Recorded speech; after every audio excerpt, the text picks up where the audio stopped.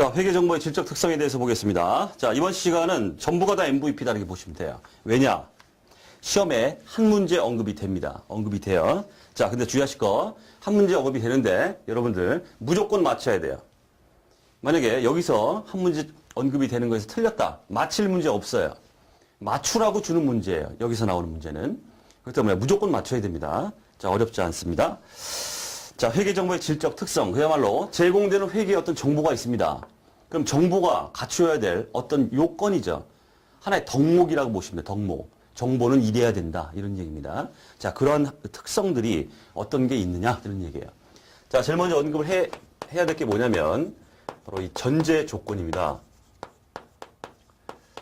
정보가 유용하기 위해서는 제일 먼저 전제 조건으로 나오고 있죠. 이해 가능성이다. 이런 얘기예요. 이해 가능성. 자, 재무제표가 외부에 공시가 됐습니다. 재무상태표 손익계산서 쫙 나왔어요. 근데 완전히 아무도 그걸 이해를 못해요. 완전히 뭐 조선말이 아니라 외국말이 비슷하게 돼 있다고 쳐보세요. 도저히 누구도 이해를 못하더라. 이러면은 그 정보는 유용하지가 않다. 유용성을 상실한다. 이렇게 말합니다. 그렇기 때문에 일단은 출발점 자체가 정보는 누구나 이해할 수 있어야 된다. 이해 가능성에서부터 출발한다는 얘기예요. 까막눈 아닌 이상은 그렇다는 얘기죠. 자, 그래서 내용에 보시면은 재무정보가 유용하기 위한 전제 조건이다. 이렇게 나오고 있죠. 자, 다음 중 회계 정보에 정보가 유용하기 위한 전제 조건을 골라라. 어떤 것이냐? 뭐다? 이해 가능성. 여기서부터 출발하시는 거예요. 자, 그 다음 이하에 이제 중요한 얘기가 나오고 있습니다. 우리가 이제 포커스를 맞춰서 보셔야 될 부분이 바로 여기예요. 목적 적합성과 신뢰성입니다. 회계 정보의 질적 특성을 얘기할 때 양대 산맥을 이루는 두 가지가 있습니다. 그게 바로 목적 적합성과 신뢰성이에요. 여기에 이제 집중을 여러분들이 좀 해주셔야 되겠다 하는 얘기입니다. 문제에서도 엄청나게 나오죠. 또 이렇게도 나와요.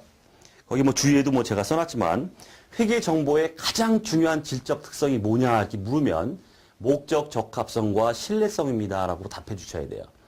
뭐 다른 뭐 그냥 말장난으로 막 해가지고 뭐 이해 가능성과 중용성 무슨 뭐 예측 가치와 피드백 가치 별의별 얘기가 다 나옵니다. 목적 적합성과 신뢰성 이 세트로 딱 해서 가장 중요한 질적 특성이다. 자, 그럼 우리 뭐 한번 보자 이런 얘기예요. 저쪽에 숲을.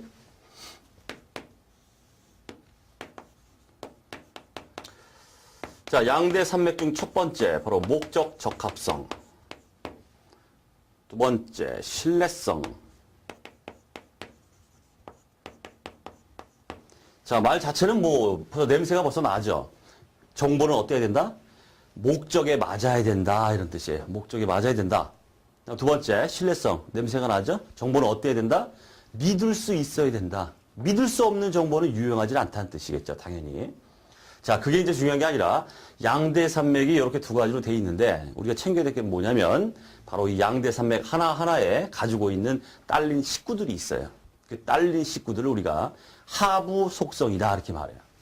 자, 각각에 대해서 이제 세 가지의 딸린 식구를 가지고 거느리고 가고 있습니다. 이걸 우리가 봐야 돼요. 이걸 우리가 봐야 돼요. 자, 첫 번째 나오고 있습니다. 자, 하부 속성 첫 번째 예측 가치다 이렇게 나오고 있어요. 벌써 이건 뭐 결론 났습니다. 목적 적합하기 위해서는 어떻게 된다는 뜻입니까? 그 정보를 통해서 내가 미래를 예측할 수 있어야 된다 이런 얘기예요. 자, 미래 예측 능력 제고로 의사결정에 영향을 미칠 수 있는 질적 특성이다. 그래서 그냥 자연스럽게 그렇구나 가볍게 넘어가실 수 있겠죠. 자, 문제는 이제 피드백 가치입니다. 다 중요하지만 자, 여기 선생님이 이제 MVP라고 하겠습니다. MVP라고 제가 말씀드리는 건 다 MVP입니다. 반드시 챙기셔야 돼요. 자, 피드백 가치를 한번 읽어보겠습니다. 자, 왜 읽어보냐면 이 문구가 그대로 나와요, 시험에. 이게 뭐냐 이렇게 물어요. 그럼 여러분들은 이건 피드백 가치입니다. 이것저것 앞뒤 상관하지 마세요. 이 문구가 나오면 피드백 가치예요. 자, 그래서 자, 우리가 이런 문구들을 우리가 이제 눈팅을 하시면서 여러 번 눈팅을 하시면서 머리에 빡빡 딱딱 박아두셔야 되는데 그 이유가 뭐냐면 누구든지 예측같이 뭐 이런 거 얘기할 때 이런 거야라고 말할 수 있어요. 하지만 회계 기준에서 사용하고 있는 용어가 딱 있다 이런 얘기입니다. 예측가치가 뭐냐고 뭐 아무나 얘기할 수 있어요. 미래를 예상할 수 있는 뭐 그런 거겠지 이렇게 다. 하지만 예측가치, 피드백가치 해가지고 회계 기준의 그 조문상에 딱 이 문구가 들어가 있기 때문에 우리는 이 문구에 어쩔 수 없이 익숙해져야 된다는 뜻입니다. 그리고 이 문구를 그대로 인용해서 문제가 나와요. 자, 그래서 문구를 보시면 자, 피드백가치 과거 기대치를 확인 수정함으로써 의사결정에 영향을 미칠 수 있는 질적 특성이다. 키워드 확인 수정이에요. 과거의 기대치를 확인 수정함으로써 의사결정에 영향을 미칠 수 있는 질적 특성을 우리가 피드백 가치다 이런 얘기예요. 피드백이라는 건 여러분 뭐 영어지만 피드백 그냥 영어 써서 죄송합니다. 이게 막 경제학적으로나 어떤 행정학적으로나 경영학적으로 굉장히 많이 쓰는데 이렇게 보시면 돼요. 피드백이란 왔다리 갔다리다 이런 얘기예요. 한마디면 순환이죠. 순환. 왔다리 갔다리. 자, 정보를 딱 보고서 과거로 가서 한번 수정도 해보고 다시 와가지고 미래를 또 예측해보고 계속 왔다리 갔다리 할 수 있는 능력이다 이렇게 보시면 돼요. 쉽게 설명드리면 그게 바로 피드백 가치다. 자, 이 문구 반드시 기억을 하셔야 됩니다. 반드시. 자, 그 다음 세 번째 적시성이다 이렇게 나오고 있어요. 적시성. 회계 정보는 시기적절하게 적시에 제공이 돼야만 목적 적합한 것이다 이런 얘기예요. 이거 뭐 냄새가 다 벌써 나니까 쉽죠? 결국은 우리가 시험을 뭐 문제 낸다 그러면 어떻게 했어요? 이거에 집중될 수밖에 없다 이거. 냄새가 잘 안 나니까 그렇다는 얘기입니다.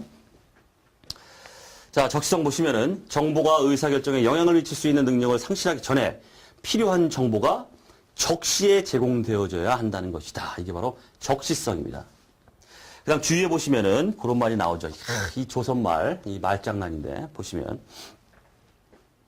적시성 있는 정보가 반드시 목적 적합성을 갖는 것은 아닙니다. 적시성이 있다고 해서 적시에 제공이 됐다고 해서 반드시 이게 목적 적합한 것이라고는 볼 수 없다는 뜻이에요. 우리 지금 국어하고 있습니다. 얘가 지금 위에 있는 놈이잖아요. 얘가 위에 있는 놈이잖아요. 그죠? 얘를 만족시킨다 하더라도 이 전체를 만족시킬 수는 없다 이런 뜻이에요. 하지만 밑에 어떤 말이 나옵니까? 적시성 없는 정보는 목적 적합성을 상실한다. 적시성 없다. 얘가 없다 그러면 얘가 없는 거예요. 무슨 말인지 아시겠죠? 그러니까 이제 보실 때 요놈이 오야봉, 요놈이 꼬봉 이렇게 생각하시면 돼요. 그렇게 해서 판단하시면은 자, 나오는 것처럼 적시성이 있다. 그렇다고 해서 반드시 목적 적합한 것은 아니다. 왜냐면 얘 오야붕이니까. 그죠? 이만큼 만족시켜놓고 이걸 다 만족시킨다? 그렇게 말할 수는 없다는 뜻이에요. 하지만 얘가 없다 그러면 어떻게 되겠어요? 적시성이 없다. 적시성 없는 정보는 목적 적합성의 하부 속성 중에 하나를 상실하는 거기 때문에 목적 적합성을 상실한다. 이런 얘기입니다. 국어 시간이었습니다. 자, 그렇게 좀 보시고. 자, 그 다음 신뢰성 얘기가 나오고 있죠. 신뢰성. 역시 하부 속성을 먼저 보시면 돼요. 자, 첫 번째 표현의 충실성이다. 뭐 직관적으로 뭐 다 아시겠죠. 느낌이 다 오시죠. 어떤 겁니까? 어떤 정보가 믿을 수 있기 위해서는 어떻게 하라는 뜻이에요? 가능한 한 충실하게 표현을 해라 이런 뜻이에요.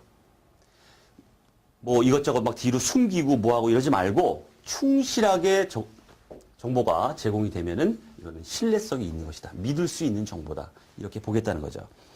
자, 한번 읽어보면 아무것도 아닌 얘기죠. 특정 정보는 그 정보가 나타내고자 하거나 나타낼 것으로 기대되는 거래나 사건을 있는 그대로 표현해야 한다.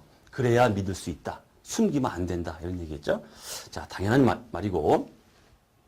자, 그 다음 중립성이 나오고 있죠. 좀 다 아시죠? 중립적이다. 한편에 이렇게 치우치지 않는다. 이게 바로 중립적이라는 겁니다. 그래서 정보가 이런 얘기를 합니다. 편의를 가지면 안 된다. 이런 얘기예요. 편의. 이거 뭐 선입견 뭐 이런 것들이죠. 한쪽에 치우치는 거. 이렇게 돼버리면은 믿을 수 있는 정보가 되지 못한다. 정보는 중립성을 가질 때, 편의가 없을 때 신뢰성, 믿을 수 있는 정보다. 이런 얘기예요. 자, 지금 뭐냐, 뭐 주저리, 공자왈, 맹자왈 해가지고 여러분들 지루한 겁니다. 저 역시 가르치는 입장에서도 지루해요. 하지만 안 할 수 없잖아요. 나오니까. 그나마 알기 쉽게 상세하게 좀 맥을 좀 짚어드리면서 강의를 좀 드리겠습니다. 자, 중립성 한번 읽어보면 그래서 미리 의도된 결과나 성과의 유도 목적으로 특정 정보를 선택적으로 표시함으로써 벌써 중립적이질 않죠. 그죠? 한쪽으로 치우쳤으니까 의사결정에 영향을 미치지 말아야 한다는 것이다. 중요한 거 아직까지는 없어요. 자, 이제 중요한 게 나오고 있습니다. 검증 가능성. 자, 중요한 부분을 맥을 좀 짚어드린다고 말씀드렸죠. 자, 여기서 챙겨야 될 게 바로 이거예요. 자, 우리 목적적 합성에서 뭘 챙겼습니까? 피드백 같이. 뭐라 그랬어요? 왔다리 갔다리. 키워드 뭐? 확인, 수정. 확인, 수정. 이 얘기예요. 검증 가능성. 요거 챙겨야 돼요. 뭘 챙기냐면 회계 기준안에 나와 있는 이 검증 가능성에 대한 정의를 챙기셔야 돼요. 그 문구를 그대로 따서 나옵니다. 자, 뭐라고 되어 있습니까? 요거 암기하셔야 돼요. 요 문구가 나오면 아, 이건 검증 가능성이구나. 수업용으로 게임 끝이에요. 끝난 겁니다. 자, 동일 경제적 사건에 동일 측정 방법을 적용할 경우 다수의 서로 다른 측정자들이 유사한 결론에 도달할 수 있다. 벌써 검증 가능한 거죠. 우리가 검증이라는 말 뭐 다 아시잖아요. 동일 사건에 동일한 측정을 할 경우에 다수의 서로 다른 측정자들이 결론이 유사하게 나와요. 그럼 뭐라는 거예요, 이게? 검증이 된 거죠, 이미. 검증 가능성이 높다. 이렇게 검증 가능성이 높으면 어떻다? 믿을 만한 정보다. 이렇게 회계 기준이 나눠놨습니다. 이게 우리가 포커스를 맞춰서 봐야 될 가장 중요한 이번 시간에 목적 적합성과 신뢰성의 전반적인 숲이다. 이렇게 보시면 돼요. 자, 그다음 주의해 보시면 검증 가능성이 표현의 충실성을 보장하지는 않는다. 이런 말이 나오고 있죠. 그래서 검증 가능성이 높다고 해서 항상 충실한 것은 아니다. 그냥 문구 정도. 요게 이제 제가 넣어놓은 이유가 우리 한국 세무사회 시험에 이제 우리 기업회계 시험, 우리 뭐 하고 있는 거죠. 뭐 그런 것들 출제된 적이 있어요, 한번. 그래서 이 문구를 넣어놨는데 또 출제될까요? 글쎄요. 자, 어쨌든 그렇게 돼 있고. 자, 우리 객관식으로는 뭘 챙겨야 될까요? 자, 객관식 뭘 챙길까요? 어라? 요놈 3개. 요놈도 3개. 뭐예요, 지금? 사지선다에게 좋다. 이런 얘기입니다. 사지선다. 자, 다음 중 목적 적합성과 관계가 없는 것은 1번 예측가치, 2번 피드백가치, 3번 적시성, 4번에 이제 뻘소리, 중립성 이렇게 있다고 해보세요. 여러분 골라내셔야 됩니다. 거꾸로. 다음 중 신뢰성과 관계가 없는 것은 이 3개 주고서 뭐 예측가치 이렇게 하게 되면 뭐 적시성 이렇게 골라내셔야 된다는 뜻이에요. 1차적으로 이게 나온다는 뜻이에요.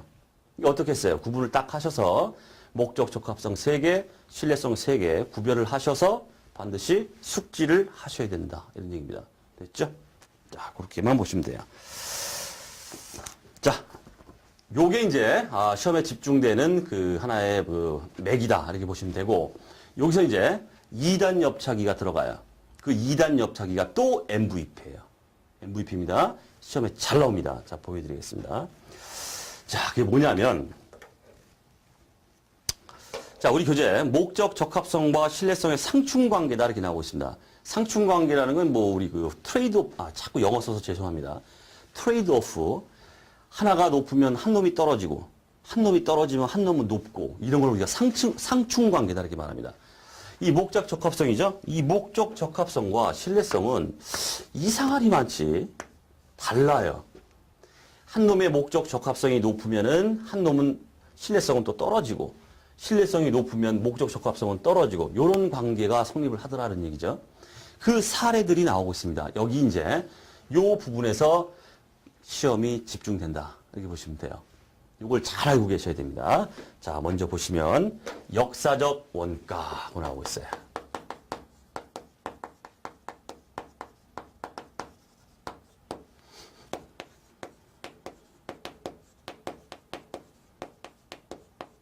역사적 원가. 자, 이건 이미 뭐 말씀드렸습니다. 역사적 원가, 취득 원가로 딱 계상해서 끝까지 쭉 간다고 그랬죠. 그럼 뭐예요? 믿을 수 있다. 말씀드렸죠, 이미. 시가는 어때요? 시가가 올라가면 올리고 떨어지면 또 떨어뜨리고 금액을 올라가면 올리고 떨어뜨리고 막 등락을 거듭합니다. 금액이. 그럼 어떻다 그랬어요? 믿을 수 없다 그랬죠? 믿을 수 없어요. 자, 역사적 원가 어떻겠습니까? 신뢰성이 제고된다. 즉 신뢰성이 높다. 반대로 말하면 목적 적합성은 떨어진다 이렇게 말해요. 한쪽이 높으면 한쪽은 떨어지게 돼 있어요. 이걸 우리가 상충관계라고 그래요. 왜 그럴까요? 왜 역사적 원가는 믿을 수는 있는 정보지만은 목적 적합하진 않을까요? 그렇잖아요. 자, 100원짜리 샀습니다. 기말에 갔더니 150원이 됐습니다. 그러면 정보 이용자 측면에서는 정보를 딱 바라볼 때, 야, 또 100원에 샀다고 계산해 놨는데, 그럼 지금 도대체 얼마짜리야? 알고 싶겠죠? 그래서, 그럼 시가랑 150이니까, 자, 장부에 150으로 계산하겠습니다. 시가 150 딱 해놨어요. 그럼 어떻겠어요? 정보 이용자 측면에서는 목적 적합해요. 알고 싶은 걸 딱 보여주니까 얼마나 좋아요. 역사적 원가 그걸 보여주지 못하고 있죠? 그러다 보니까 신뢰성, 믿을 수는 있지만은 목적 적합하진 않다. 여러분들 이걸 거꾸로도 말씀하셔야 돼요. 그럼 시가는 어떻습니까? 거꾸로 갑니다. 어떻게 했어요? 시가, 등락을 막 거듭합니다. 금액적 차원에서 믿을 수는 없어요. 신뢰성 떨어집니다. 하지만 말씀드렸듯이 시가는 어때요?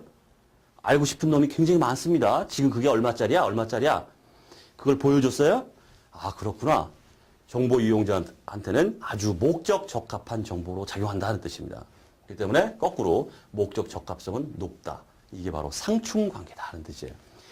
가장 많이 시험에 출제되는 상충관계와 관련된 얘기입니다. 숙지하셔야죠. MVP. 자, 두 번째 얘기가 이제 진행기준 얘기가 나오고 있습니다.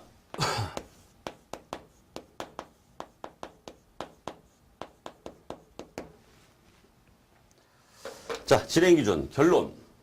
목적 적합성은 높다.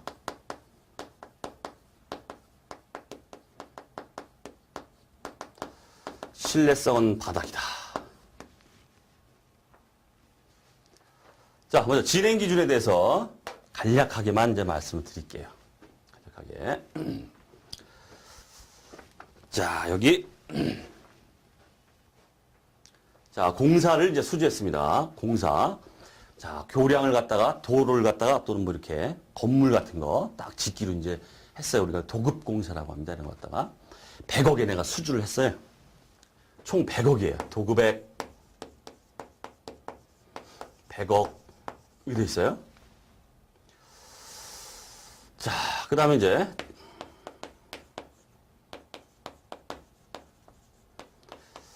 총 이제 100억이라는 수익을 갖다 이제 이식할 수 있다는 얘기예요. 이제 언젠가는. 근데 공사는 3년이다 해볼게요. 공사가 3년 걸려요. 기나긴 시간이 걸립니다. 자, 단기에 발생한 원가를 보니까 뭐 10억이다. 이렇게 볼게요. 근데 앞으로 총 발생할 원가. 물론 추정액이죠? 그게 이제 뭐, 얼마나 할까요? 80억.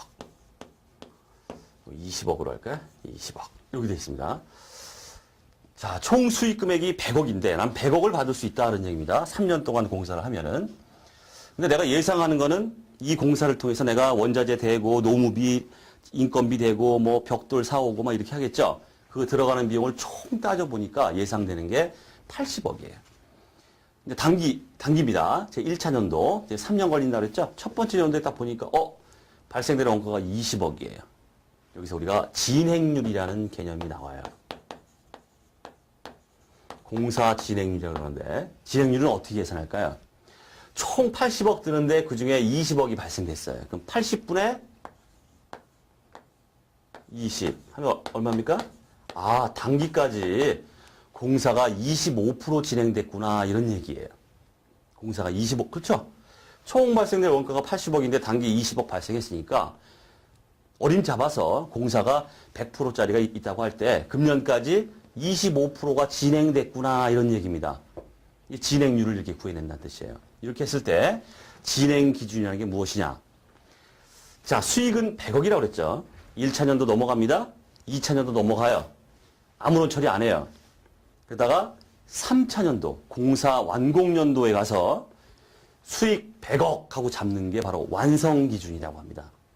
완성됐을 때 수익을 잡아라 이런 얘기예요. 완성됐을 때.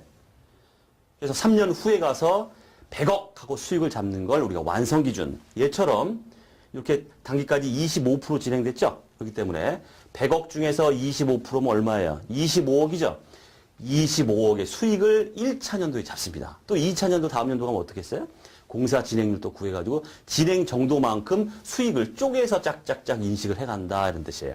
이걸 우리가 진행 기준이라고 합니다. 자, 그럼 보세요. 전반적인 얘기는 뭐 다 드렸습니다. 윤곽은. 자, 그럼 이렇게 공사 완공 연도에 인식하는 게 아니라 공사가 진행되는 동안의 진행 정도에 따라서 찔끔찔끔 수익을 인식해 갑니다. 이런 측면에서 보면은 이게 목적 적합성과 신뢰성 측면에서는 어떻게 말할 수 있겠습니까? 당연히. 목적 적합성이 높죠. 왜 그렇겠어요? 지금 정보 이용자들이 막 답답해 미치는 거예요. 야, 나 3년까지 못 기다려. 도대체 이거 어떻게 되는 거야? 좀 보여줘. 뭐 어떻게 되는 건지 좀 보여줘. 정보에 목마른 인간들이 너무 많다는 뜻이에요. 빨리 그 성과를 좀 보고 싶은 겁니다. 아, 지금 25% 공사가 진행됐기 때문에 거기에 받을 금액 총액에다 25% 때리면은 단기 수익은 25억이라고 말할 수 있어. 라고 공시를 딱 했어요. 아, 그렇구나. 정보 이용자들이 좋아한다. 이런 뜻이죠. 그래서 목적 적합하다. 이런 뜻입니다. 하지만 믿을 수는 없죠. 왜 그래요? 장사는 다 해봐야 안 되니까요. 지금 100억입니다. 지금 막 발생된 원가가 120억이 될 수도 있어요. 그러면 손실 나는 거잖아요. 잠시 그냥 뭐 25억 하고 수익 잡힌 것 뿐이지. 아, 공사는 끝까지 다 해봐야 그게 이익이 날지 알 수 있잖아요. 근데 그것도 모르는 채 진행 정도에 따라서 인식해간다? 믿을 수가 없다. 장사는 다 해봐야 된다. 당연하겠죠? 반대 얘기가 또 나온다는 얘기예요. 반대 얘기가. 뭐예요? 완성 기준하고 또 비교를 합니다. 또. 뭐 어떻겠습니까? 얘는 이제 거꾸로 간다는 뜻이에요. 목적 적합성은 떨어지고 하지만 완공된 연도에 가서 딱 수익을 잡기 때문에 어떻게 했어요? 믿을 수는 있죠. 신뢰성이 높아진다. 자, 이런 얘기입니다. 자, 이러한 상충 관계가 존재합니다. 다음 세 번째. 자, 반기. 자, 또는 뭐 중간 재무제표.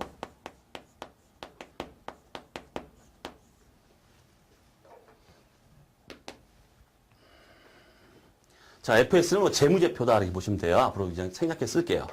팔이 아프니까 이렇게 쓰겠습니다. 자, 반기 재무제표, 뭐 중간 재무제표, 뭐 분기 재무제표, 뭐 이런 것들이 있습니다. 우리가 1년치를 한꺼번에 보고하는 걸 우리가 연차 재무제표라고 합니다.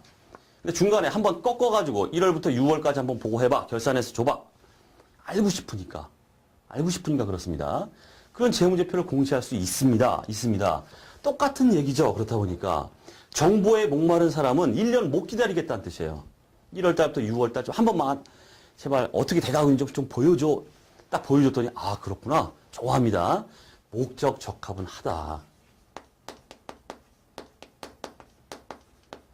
목적 적합성은 높죠. 당연히.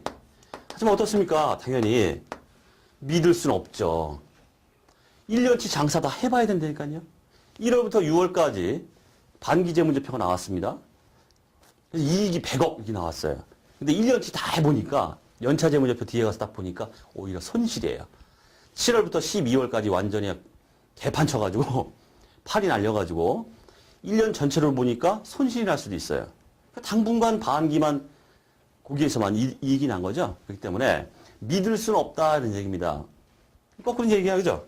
똑같이. 자, 그러면 비교되는 게 이제 또 연차 재무제표. 1년치 재무제표 믿을 수 있죠. 하지만 목적 적합성은 떨어진다는 얘기예요. 한참 기다렸다가 1년 후에 봐야 되기 때문에. 그렇죠? 자, 이러한 상충 관계가 역시 또 존재하더라 이런 얘기고. 자, 그다음 추가적으로 뭐 발생주의 한번 볼까요? 발생주의. 현금주의 볼게요.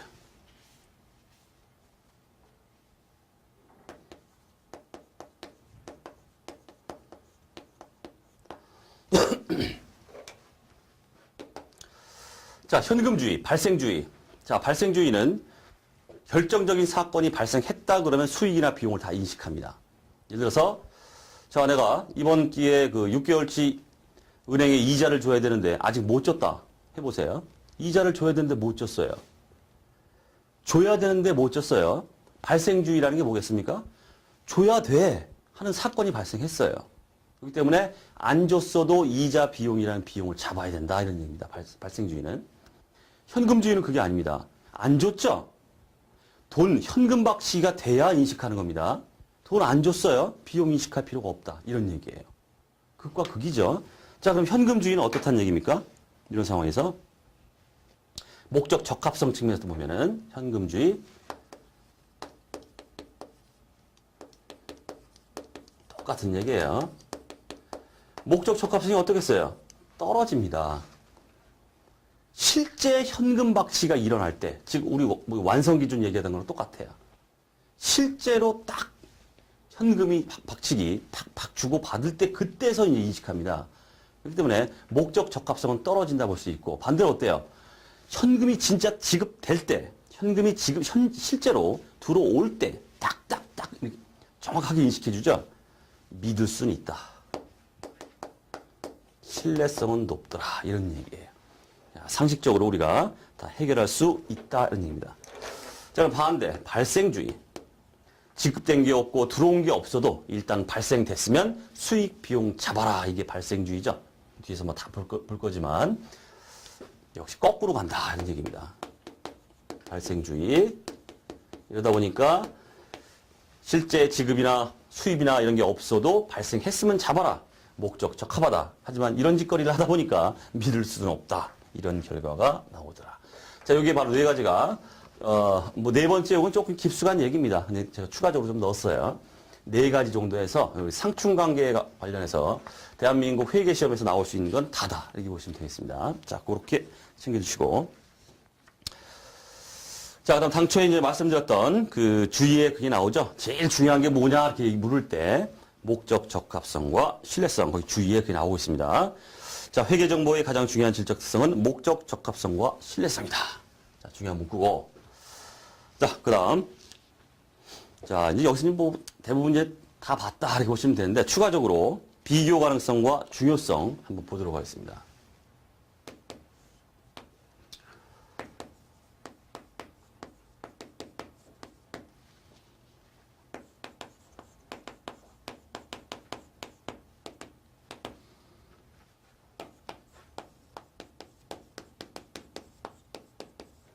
조금 깊어지면은 이것도 언급될 수가 있기 때문에 자, 넣어뒀습니다. 자, 요거는 뭐 요 정도 딱 보시면 게임 끝이다. 이렇게 보시면 되겠습니다. 자, 비교 가능성도 두 개로 나눠집니다. 하나는 통일성, 또 하나는 계속성 또는 일관성 이렇게 말해요. 이 두 개는 완벽하게 차이가 납니다. 구별을 하셔야 됩니다. 통일성은 기업 간 비교 가능성이다 이렇게 말해요. 기업 간 비교 가능성. A라는 기업과 B라는 기업이 있습니다. A라는 기업이 당기순이익이 100원이에요. B라는 기업은 당기순이익이 10원이에요. 그럼 누가 더 잘한 거예요? A가 잘한 거죠. 이렇게 단순 비교를 할 수 있으려면은 기업 간에 비교할 수 있는 이런 통일성, 즉 일관된 기업 간의 똑같은 회계 처리 방법을 사용해야 된다는 얘기입니다. 자, 이게 바로 비교 가능성의 첫 번째, 바로 기업 간 비교 가능성 통일성입니다. 자, 그 다음 두 번째, 계속성이라 나오죠? 이거는 한 기업을 놓고 봅니다. 한 기업에 제1기가 있고 2기가 있고 3기가 있고 이렇게 돼 있죠. 그러면 1기에는 당기순이익이 100원인데 2기에는 당기순이익이 10원이에요. 그럼 2기는 경영성과가 엉망인 거죠. 이렇게 비교가 되고 있잖아요. 이 비교를 할 수 있어야 된다는 뜻이에요. 이게 바로 기간 간 비교 가능성, 제1기와 2기를 비교할 수 있어야 된다. 이걸 우리가 계속성이라고 합니다. 그 이유가 뭐겠어요? 한 기업 내에서 제1기와 2기의 회계 처리 방법이 똑같아야 돼요. 그렇겠죠? 감가상각 방법으로 종액법 썼다? 계속 종액법 써야죠.